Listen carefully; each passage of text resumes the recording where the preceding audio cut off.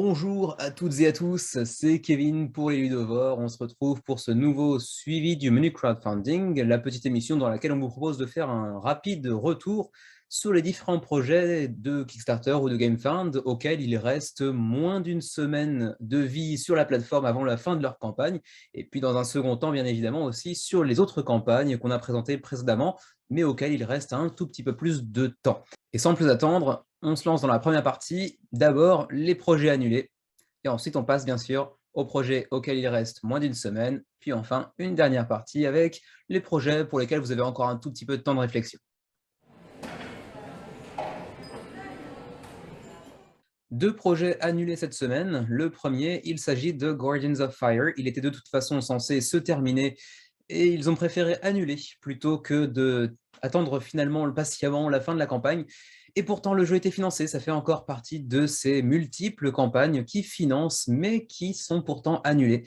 La preuve en est ici, un 40 000 € de seuil de financement. On avait atteint 60 000 €, donc on était quand même assez largement financé.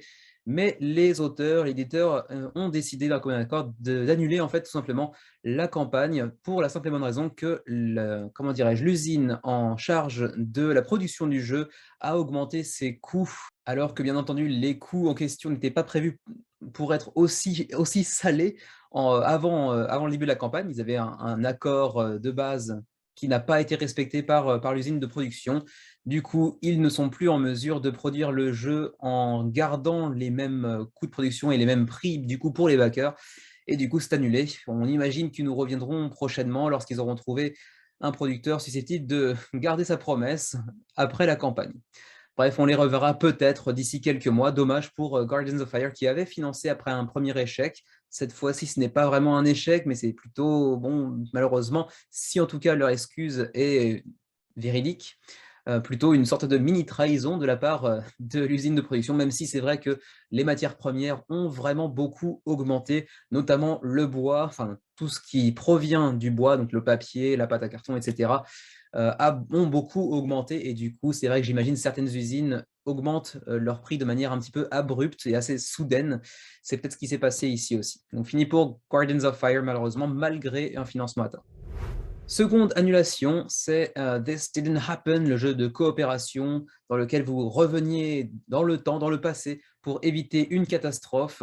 On était à 11 280 dollars canadiens sur 12 700 et ils ont décidé d'annuler alors qu'il restait encore un tout petit peu de temps. Je pense que ça aurait pu financer, mais peut-être de justesse. En revanche, cette annulation, dans un certain sens, est l'opposé en fait de celle de Guardians of Fire, à savoir que l'auteur de This Didn't Happen a su trouver une nouvelle usine de manufacture qui lui propose de remodeler un petit peu la boîte dans un style qui lui plaît plus, et donc ils vont faire de nouveaux tests et reproduire la campagne, de relancer la campagne en fait d'ici quelques semaines a priori, c'est pas encore confirmé, mais ça devrait arriver assez vite pour une version un petit peu améliorée finalement, donc c'est peut-être un mal pour un bien. Donc This Didn't Happen, annulé également, mais on les reverra prochainement. Sur ce, on passe aux projets qui entrent dans leur dernière semaine, voire même leur dernière heure d'ailleurs.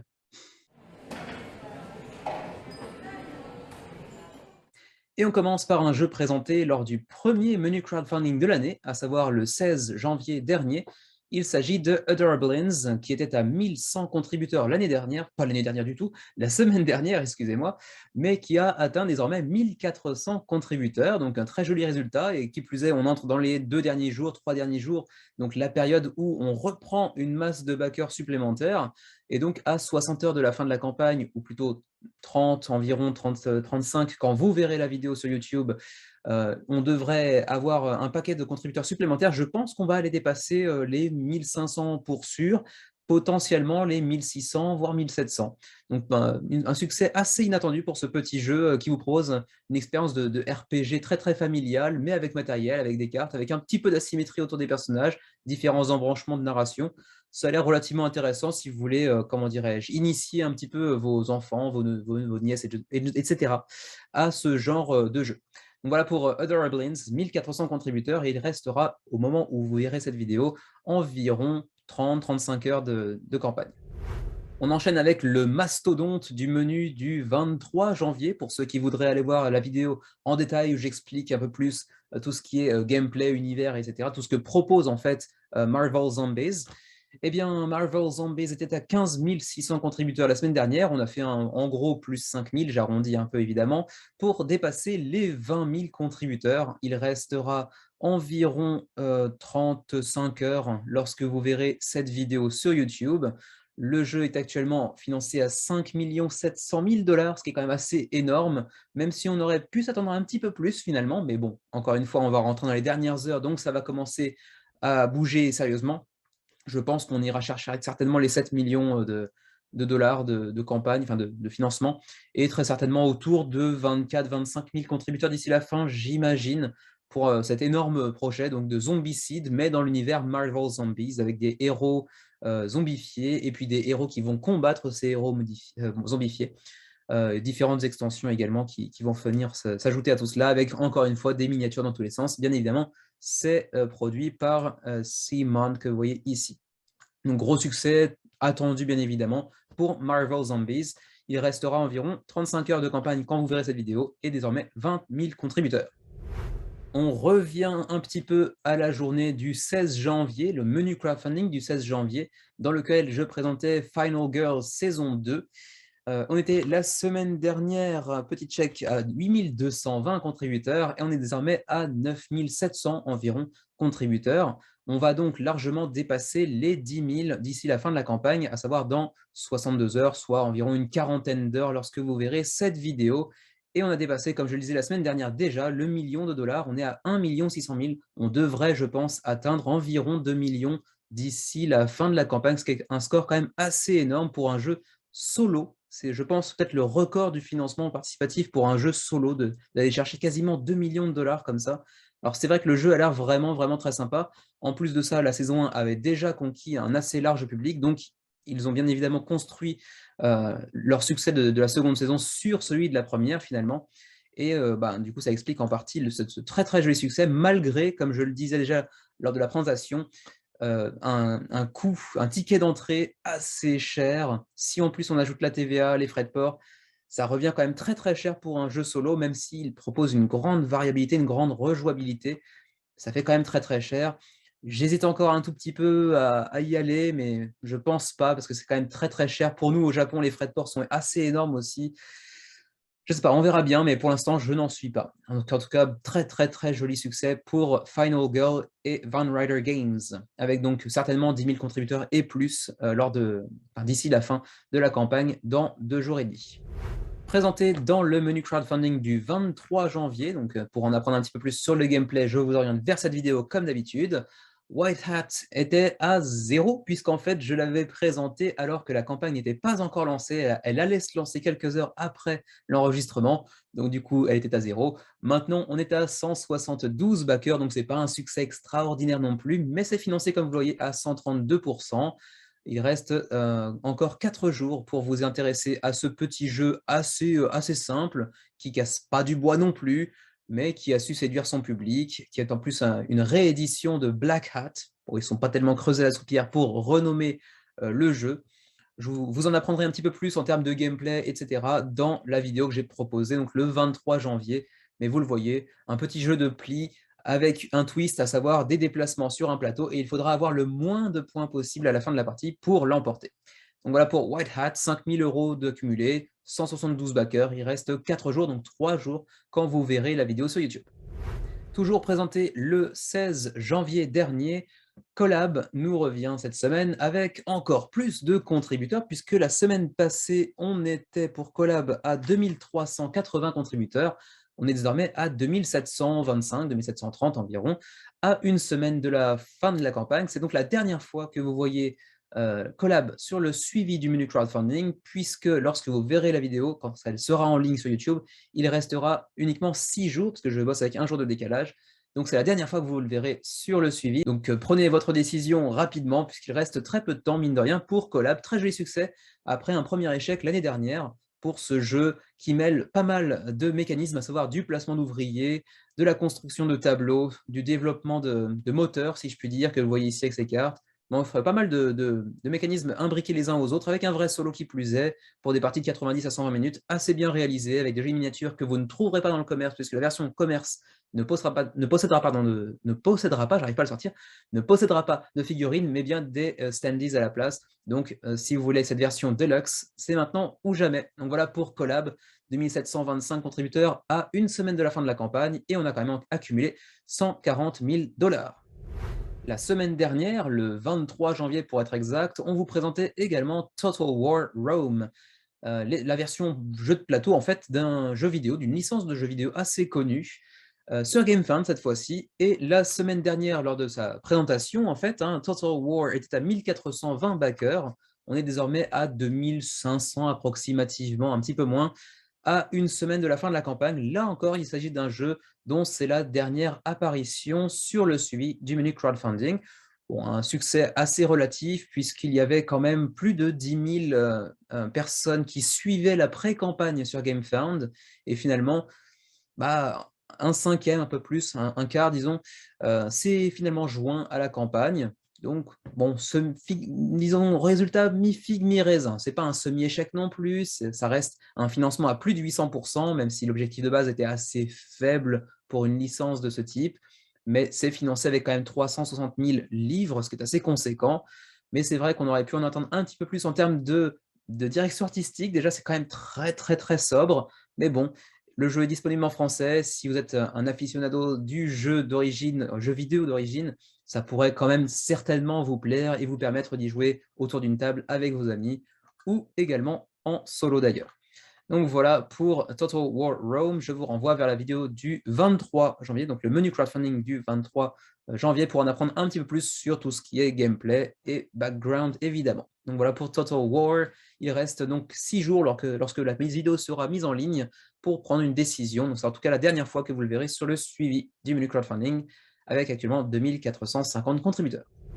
Dernière apparition également pour Puzzle Strike 2, ce petit jeu que je peine encore à comprendre en termes de thématique et de mécanisme, ça ne me semble pas tout à fait collé, mais en tout cas c'est un assez joli succès malgré tout, puisqu'on est à 920 contributeurs et 104 000 $ d'accumulés. Alors il reste 8 jours, donc théoriquement je devrais avoir encore une semaine pour le présenter dans le prochain suivi également, mais finalement non, puisque je tourne un jour avant la publication de la vidéo, donc il restera pile poil une semaine lorsque vous verrez cette vidéo sur YouTube. Donc a priori, on ne devra pas le revoir la semaine prochaine.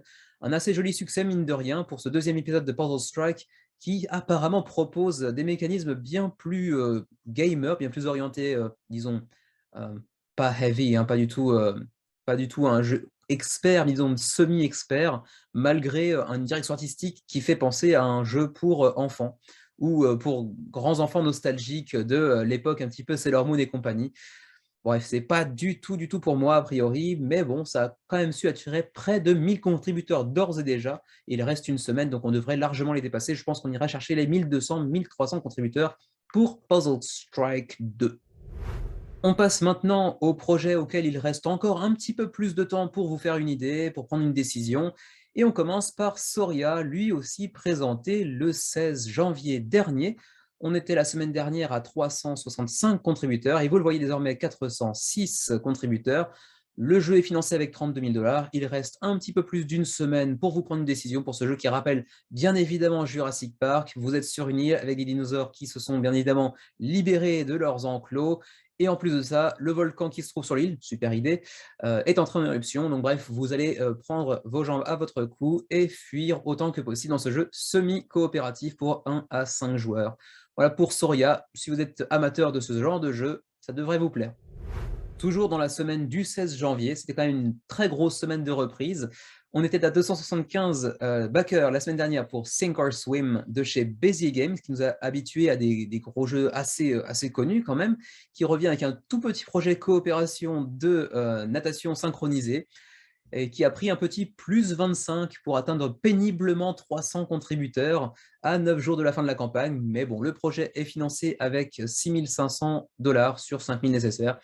Bon, ils attendaient visiblement pas un énorme succès et ils avaient raison de ne pas le faire, puisque finalement, bon, 300 backers pour un jeu Basic Games, c'est assez moyen. la direction artistique ne paye pas de mine non plus. Il faut vraiment être assez fan de la thématique peut-être. Mais en tout cas, c'est pas trop pour moi non plus. Et en plus de ça, il vous faudra une application pour y jouer, même si elle est bien évidemment fournie gratuitement. Voilà pour Sink or Swim, 300 contributeurs, 9 jours, donc 8 lorsque la vidéo sera mise en ligne, et 6 544 $ accumulés pour l'instant. Sont-ils pas mignons tous ces petits huskies qui tirent un traîneau? Ah, revoici Hike. Il nous restera encore une semaine pour en parler de toute façon, mais Hike, ce petit jeu de 2 à 6 joueurs de course et disons, de construction de tableaux et de combotage de couleurs de husky, était la semaine dernière à 2000 contributeurs, presque tout rond, et désormais on est à près de 2500, donc c'est quand même un très joli succès. Je l'avais déjà dit la semaine dernière, mais vraiment pour un premier jeu, pour Snowboard Games, faire un 2500 sur une thématique de ce genre-là, c'est quand même très fort de leur part. Et en plus, il reste plus d'une semaine avec un jeu qui a déjà accumulé 88 000 €. Donc c'est quand même très joli comme résultat pour Hike. Donc je vous renvoie vers la vidéo du 16 janvier pour en apprendre un peu plus sur le gameplay de ce jeu de course de chien de traîneau. Également présenté le 16 janvier dernier, Quatermain, en revanche, lui, se traîne un peu comme une âme en peine sur Kickstarter, malgré une campagne qui dure encore 9 jours, théoriquement. Bon, 1 420 $ sur 5 000 nécessaires, on est très loin. On a quand même pris 4 backers, 4 nouveaux courageux depuis la semaine dernière pour atteindre presque 30 contributeurs. Ça va évidemment pas financer, donc on va pas s'attarder plus que ça sur ce jeu qui vous propose en fait de faire de la chasse façon un petit peu safari. Bon, voilà, rien de plus à ajouter sur Quatermain, ça va de toute façon pas financer. 2180 contributeurs la semaine dernière, 4560 si on arrondit cette semaine pour Bags and Playmats for Board Games. C'est la nouvelle campagne de BoardGameTables.com qui nous fait souvent des petits jeux très sympas d'ailleurs, mais qui cette fois revient un petit peu aux sources, aux origines de cet éditeur, qui est à l'origine un producteur de tables de jeux de société ainsi que de sacs, mais également de playmats que vous voyez un petit peu ici. Et cette campagne, eh bien, c'est pour 5 nouveaux coloris de ce fameux sac de transport, dont on possède un exemplaire d'ailleurs, Xavier et moi, qui est plutôt très sympa d'ailleurs, ainsi que des playmats. Donc allez faire votre marché de playmats et de sacs de transport, dont un tout petit qui coûte 7 $, dont on a également un exemplaire, Xavier et moi, qui est très sympa. Donc vraiment rien à dire, c'est plutôt du bon matériel en général, en tout cas pour le prix affiché, c'est plutôt pas mal. Donc voilà pour les différents sacs de transport et les playmats de chez BoardGameTables.com. Il vous reste encore 8 jours lorsque la vidéo sera en ligne pour vous faire une idée, mais c'est quand même plutôt du bon matos et c'est relativement accessible. On était à 500 contributeurs tout rond la semaine dernière lors de la présentation de Skate Summer, le 23 janvier dernier, donc je vous renvoie vers la vidéo pour en apprendre un petit peu plus concernant le gameplay, pour ce jeu qui vous propose d'encarner des skaters dans une ville et de faire différentes figures tout en gardant votre équilibre précaire sur cette planche qui est en fait votre plateau individuel. Donc désormais 710 contributeurs pour Skate Summer, pas un énorme succès compte tenu du fait que c'est édité par Pandasaurus Games qui fait généralement des jeux qui se vendent plutôt bien, mais il reste encore 10 jours, on devrait potentiellement réussir à atteindre les 1000 contributeurs mine de rien, et on a déjà engrangé 44 000 $ environ.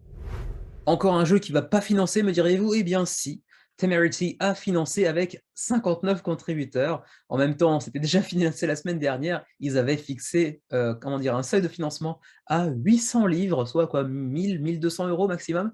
Donc bon, c'est assez difficile à imaginer qu'on puisse se lancer dans l'aventure Kickstarter en ayant si peu d'ambition, mais d'un autre point de vue, c'est financé avec plus de 2000, presque 2200 livres en fait, pour ce petit jeu présenté la semaine dernière, donc le 23 janvier dernier, un jeu de confrontation pour 2 joueurs exclusivement. Donc si vous voulez aller voir la vidéo en question pour en apprendre un petit peu plus, ça paye pas de mine visuellement, ça n'a pas l'air extraordinairement bon non plus en termes de gameplay, mais je ne l'ai pas testé, je ne peux pas vous dire avec certitude. Bon, voilà pour Temerity, il vous reste encore à peu près 2 semaines pour vous faire une opinion. Et en tout cas, si vous le voulez, c'est certainement maintenant ou jamais, je doute qu'on le voit un jour en magasin. Une bien belle campagne du côté de Subsistence, et vous me direz, bon, il n'y a jamais que 244 contributeurs, oui certes, mais si vous voyez ici, c'est une des initiatives récentes de Kickstarter qui avait proposé un petit challenge Make 100, où on proposait de faire 100 copies d'un projet, ça pouvait être un jeu ou autre chose d'ailleurs, et donc du coup, comment s'appelle-t-il déjà? Chris Kennedy a décidé de lancer son projet, c'est un projet néo-zélandais, de jeu de, comment dirais-je, développement de civilisation assez transportable, c'est un jeu de poche, hein, plus ou moins, vous voyez la boîte ici, de développement et d'un petit peu de contrôle de territoire, si je me souviens bien. D'ailleurs, allez voir la vidéo du 23, je ne me souviens plus très bien, mais en tout cas, le projet est charmant. Visuellement, ça a de la gueule. Et en plus de ça, donc c'est réservé à 100 backers, et c'est pour ça que je disais en début d'intervention ici que c'était une bien belle campagne parce que c'était limité à 100 personnes et pourtant on a 244 contributeurs. Donc le jeu a tellement charmé le public que finalement on a 144 contributeurs qui n'auront pas le jeu. Le jeu reviendra potentiellement sur Kickstarter, ils l'ont déjà mentionné dans les actus. Et donc, on le reverra certainement dans les mois à venir, les années à venir, pour une nouvelle édition avec plus d'exemplaires disponibles, bien évidemment. Mais en tout cas, ça montre bien l'intérêt que peuvent avoir les joueurs pour ce petit jeu qui ne paye pas de mine, mais qui a l'air vraiment très sympa, et en plus, qui possède des composants vraiment charmants, comme vous le voyez ici. Donc voilà pour Subsistence. N'allez pas le backer si vous voulez vraiment avoir le jeu, parce que vous ne l'aurez pas. Par contre, suivez éventuellement Chris Kennedy pour peut-être être mis au courant de la réédition, de la nouvelle sortie de Subsistence à l'avenir. D'ailleurs, je le fais tout de suite. Voilà, je m'abonne. Comme ça, je serai au courant lorsque Subsistence reviendra éventuellement sur Kickstarter. En tout cas, très joli succès pour eux. Il reste 15 jours, mais bon, ça ne sert pas à grand-chose de backer, sauf si vous voulez vraiment faire une preuve de mécénat en donnant 1, 2, 3, 10 dollars pour participer au projet d'une manière ou d'une autre. Également présenté le 23 janvier dernier, donc je vous y renvoie pour en apprendre un petit peu plus sur le gameplay, sur la thématique. Mais bon, un jeu de ballots prisonniers avec des animaux. On était à 60 contributeurs la semaine dernière, 82 cette semaine. On n'est pas encore financé, on est à allez, aux 2 tiers, disons. Oui, c'est ça, pile pour aux 2 tiers du financement pour ce petit jeu de joueurs, hein, pour 15 minutes de partie. Bon, c'est comment dire, une thématique comme une autre, assez familiale. On peut y jouer avec donc un parent et son enfant, ou entre deux enfants d'ailleurs, une fois que l'arrêt est expliqué, je pense que c'est assez facile à sortir, même s'il n'y a pas de version française. Donc pour ce qui est de jouer avec des enfants en France ou pour un public francophone, c'est un petit peu compliqué. Mais si vous estimez que vous pouvez y jouer peut-être entre vous et que ça pourrait vous plaire, même si à la base c'est plutôt familial, hein, c'est quand même un jeu 5 ans et plus, pourquoi pas, ça pourrait être pour vous. Voilà pour Jungle Ball, il reste 2 semaines avant la fin de la campagne, mais pour l'instant, ce n'est pas financé. Présenté dans le suivi du menu crowdfunding, c'est de temps en temps le cas. J'y présente parfois des jeux que j'ai omis de présenter précédemment. C'était le cas pour Batflip la semaine dernière à 215 contributeurs. C'était pas financé, mais c'est le cas désormais avec 281 contributeurs.